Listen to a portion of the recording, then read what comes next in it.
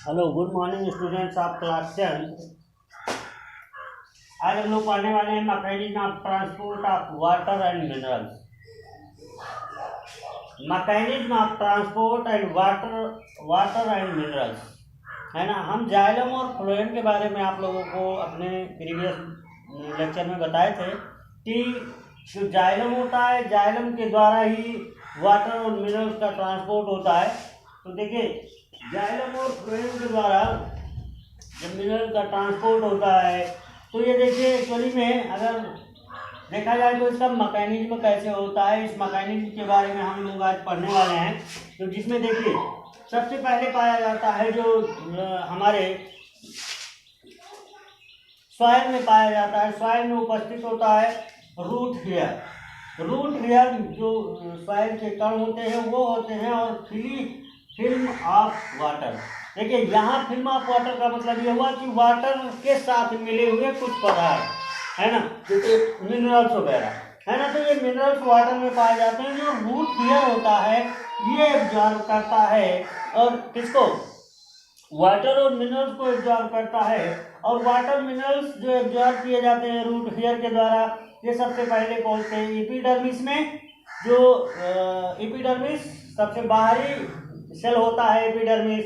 उसके बाद में क्या होता है, रूट कॉर्टेक्स। क्या होते हैं, रूट कॉर्टेक्स होते हैं। और जो रूट जाइलम के पास, यहाँ नलिका आपको दिखाई दे रही है जाइलम, है ना, इस जाइलम के पास में पाए जाते हैं इंडोडर्मिस। तो एपिडर्मिस और इंडोडर्मिस और प्लस रूट कॉर्टेक्स।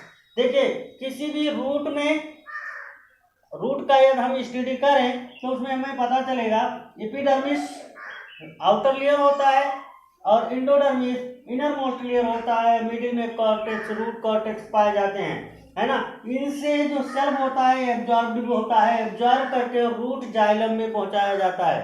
कहाँ पहुंचाया जाता है, रूट जाइलम में। रूट जाइलम में वाटर कंटिन्यूअसली ट्रांसपिरेशन होने के कारण अपवर्ड डायरेक्शन में मूवमेंट करता है और कहाँ जाता है, यानी रूट जाइलम से होता हुआ स्टेम जाइलम में जाता है।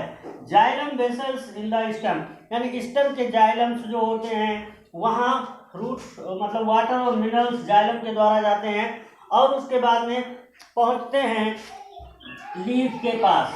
कहाँ, लीफ के पास पहुँचते हैं। लीफ में होता ये है कि यहाँ फोटोसिंथेसिस होता है और वो photosynthesis in the presence of sunlight, sunlight के प्रेजेंस में होता है। और जब सनलाइट के प्रेजेंस में वाटर जो है पहुंचता है तो फोटोसिंथेसिस होता है। फोटोसिंथेसिस में एनर्जी का जो प्रोडक्शन होता है, इन्वॉल्वेशन of water and carbon dioxide, है ना, कार्बन डाइऑक्साइड और वाटर का इन्वॉल्वेशन किया जाता है।